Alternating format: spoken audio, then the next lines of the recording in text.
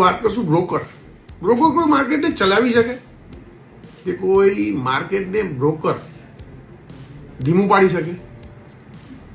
આવડી મોટી builder lobby, આવડું મોટું બધું, તો કેમ દુબઈથી છે, દુબઈ બ્રોકરોને આટલું વેટેજ આપે છે, બોમ્બે બ્રોકરને આટલું વેટેજ આપે છે?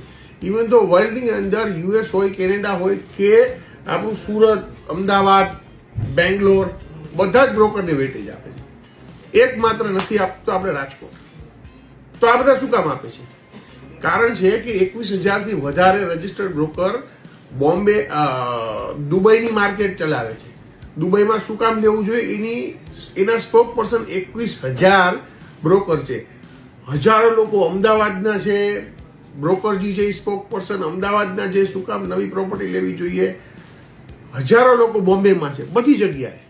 અને આપણે રાજકોટમાં હજારો લોકો નવી પ્રોપર્ટી શું કામે ના લેવી જોઈએ, એમાં શું ગેરફાયદા છે એ કહેવામાં પડ્યા છે. રીઝન, કોઈ પણ માણસ પોતાની વાત તો કરવાના છે. રાજકોટમાં બાયરને બ્રોકરેજ નથી દેવી, નવું લે એની અંદર, બને ત્યાં સુધી જૂનું લે એની અંદર, પણ બિલ્ડરને પણ નથી દેવી. એ જ બિલ્ડર જ્યારે પોતે જગ્યા લે ત્યારે બ્રોકર વગર લેતા નથી.